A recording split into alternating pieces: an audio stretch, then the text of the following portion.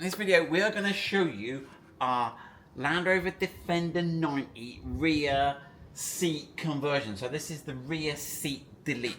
So this gets rid of the rear cross member and the rear seats, and it gives you this very usable, and it makes it into a van. But it's better than a commercial, because you're going to say, well, just go and buy a commercial, Simon. But the commercial's got the bulkhead, and if there's just two of you and a dog, this is much better. The visibility for driving is better than a commercial. It's more practical, and if you never use the seats, they're just going to get damaged. So at least now you can get a washing machine, a fridge, you can do what you like, camping, much better. Right, now we've done a video where you have to remove the rear seats, and it's a big job. You have to remove the rear side panels, the rear seats, and put the rear side panels back in. I'll put that link to that video there. So this is the second part, and we're going to show you from having removed everything what you get in the kit to create this space. Now we are going to make the kits available in different levels, so you'll see there's just some main brackets, some 3D printed bits that you can't buy at the hardware shop. Anything you can buy at the hardware shop we will put in a kit, but we will also sell the bits without those. So if you're in America or Australia, you can buy just a small bag of bits to enable you to do this. Right, let's get started. Right, so we have laid out the kit of what you get in this kit, and again we can talk about what's general hardware and what's not. So this is as it goes on the car pretty much. Okay, so you've got the right bracket. Now put the big bit of the flat metal down on the table, and you'll notice that the right one has got this elongation offset, and if you go and look at the left one, you'll see it's offset the other way. So basically these two are going to bolt into the cross member on the car. Then we're going to use these nuts and bolts here, these short nuts and bolts, to bolt that onto there and that onto there in the car. And we're going to put those through there, and we're going to do the same on this side. We're going to put that on there and that on there.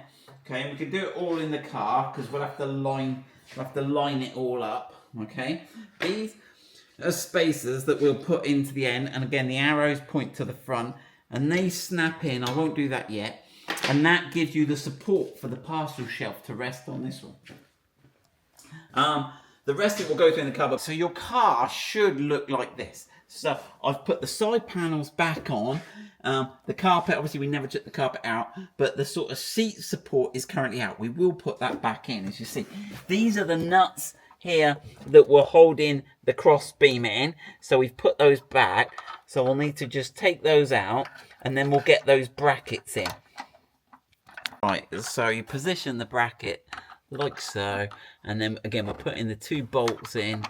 So they're 15mm bolts that we had before. I'm going to bolt those up. Okay, I've done the left hand side there. That is the left hand side in situ. Alicia's bolting the right hand side up. Right, so in this product we are using what is commonly known in the trade as unistrut, and you can get this from a good electrical wholesaler because they use it for fitting aircon units on the outside of buildings and stuff, and it's pretty cool. But it's really available. It's galvanized. This brand on this one is Van Trunk, but I think they're all pretty much the same. It's roughly 45-ish, about 43 by 43, but that's the rough dimension you're looking for.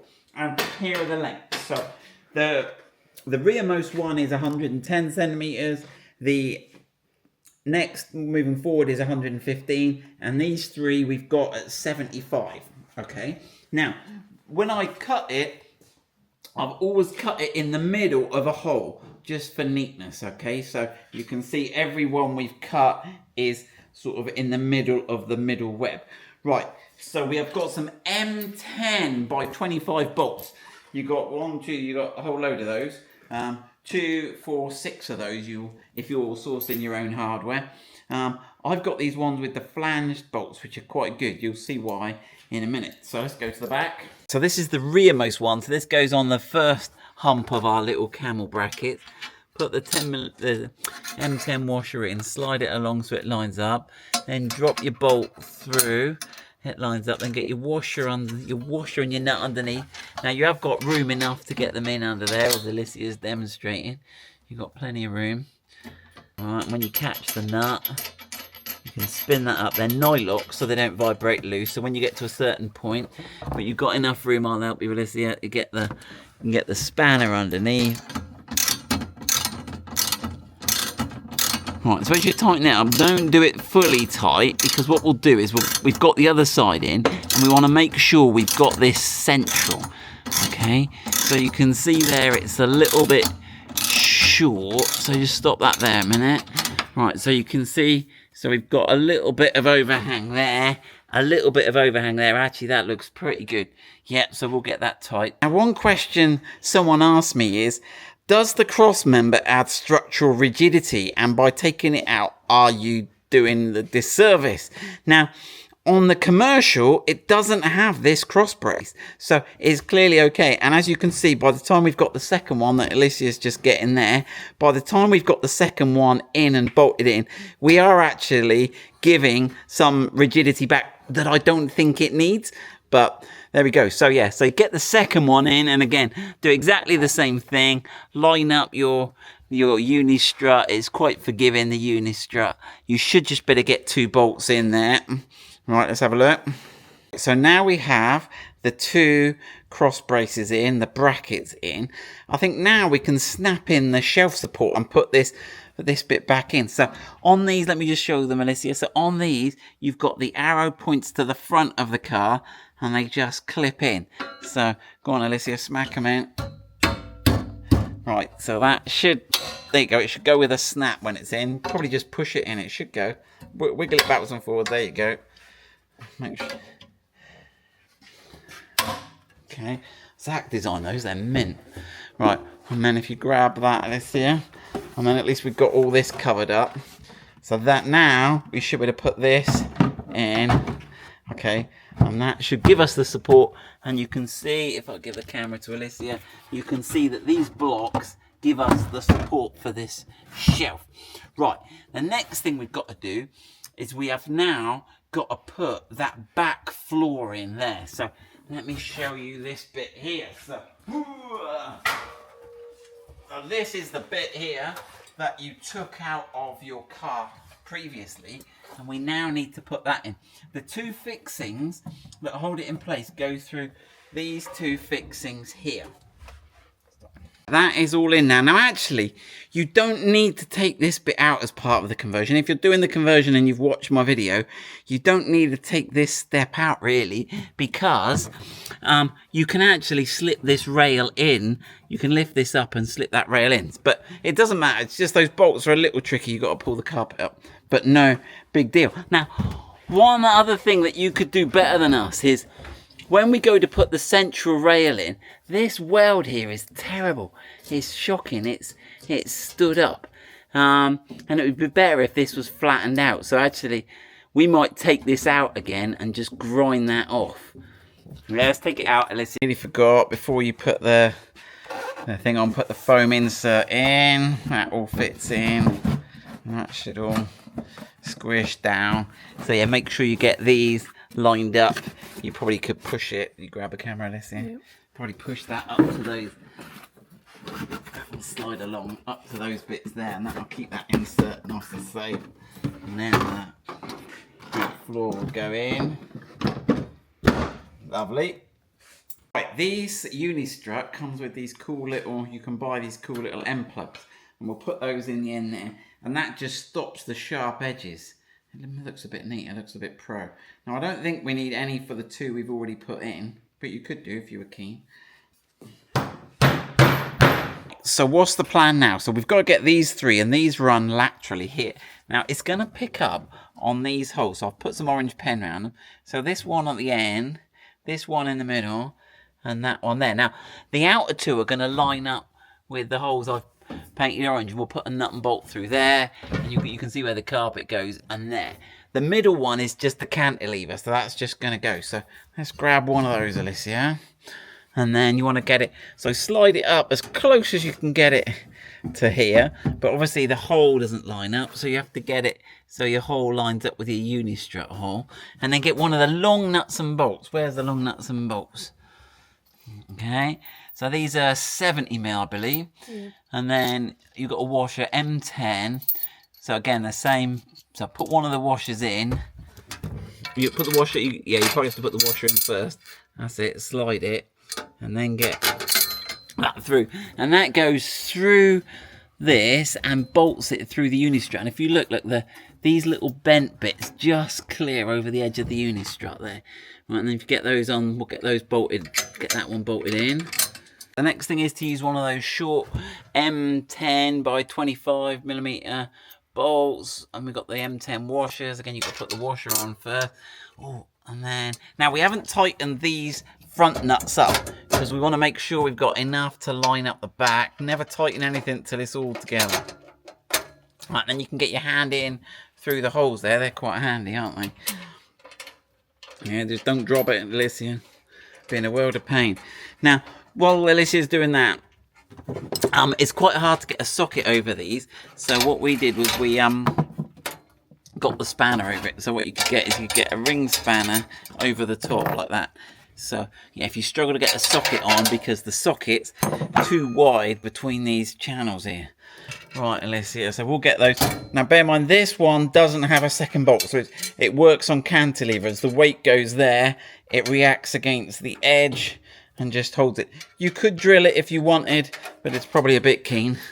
Right, we'll get those in. Now Land Rover have still wasted loads of space.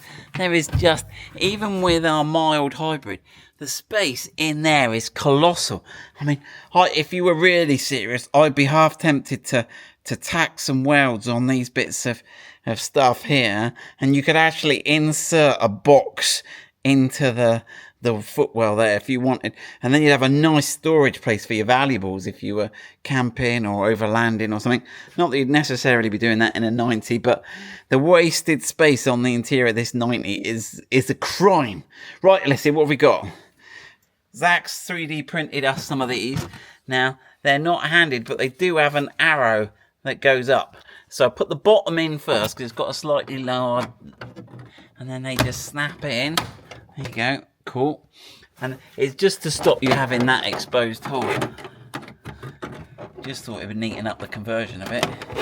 It's all a little bit wobbly, isn't it? Yeah. Yeah, so sometimes you've got to hold this bottom bit there and push that in. Right. Are we ready for the wood to go in now? Yeah. Yep. Right. So one thing we didn't have ready at the start of the video, if you want to go to your local hardware store in America and buy it, we can ship you a vinyl. So we have made a vinyl sticker on our vinyl machine that is the same shape as, so you could stick that onto your bit of wood and then jigsaw around it if you want. Right, let's get now on our one, we look, here's all our development bits. We bought some rubber matting and we stuck this rubber matting on the top.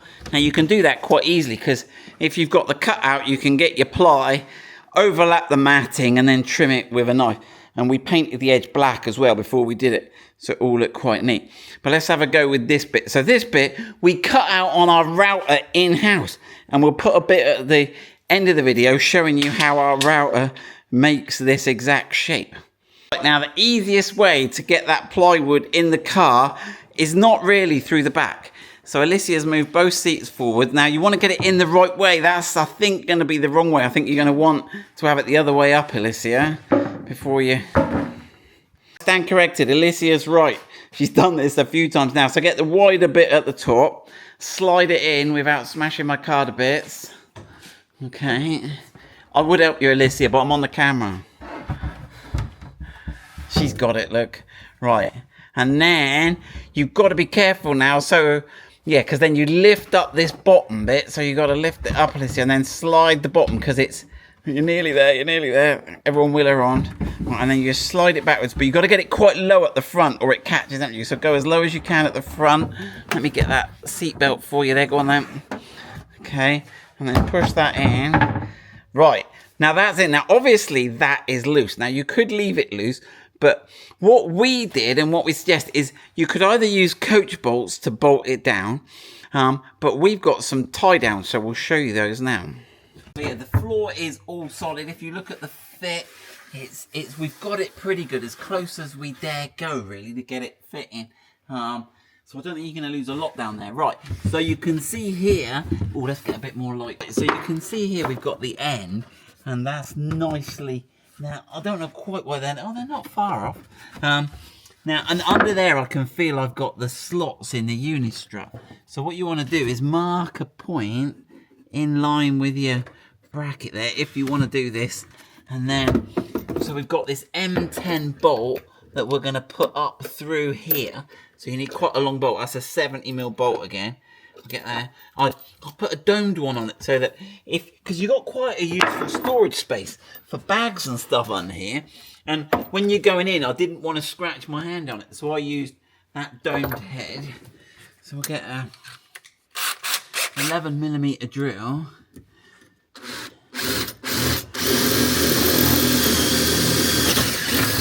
Someone with OCDs now is going, oh, Simon, you've made your carpets all dusty. Right. Okay. Alicia, you guess what your next job is? Right.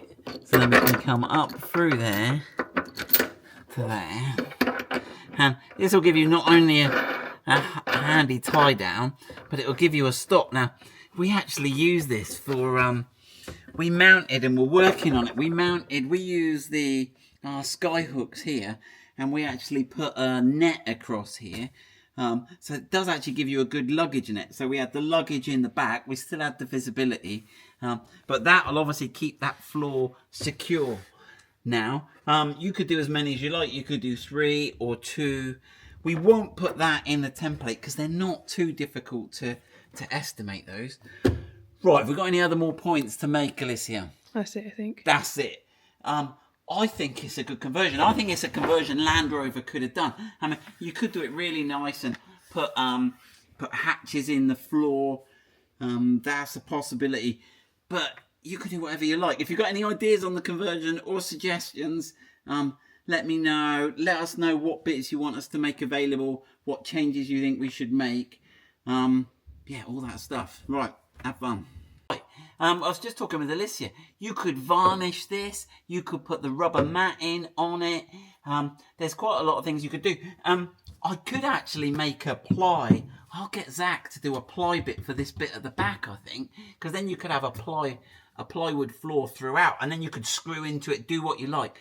And then when you're done, the beauty is you can put all your seats, your cross member, this bit back on and sell it. And it'll all be mint. And just have your plywood for just getting on with life. Yeah, I'll get on with that. Right, at the end of the video, I promised we'd put a bit of our router making it. So now I'm going to switch to the router. And you can see the router going, and doing all its stuff. Catch you later.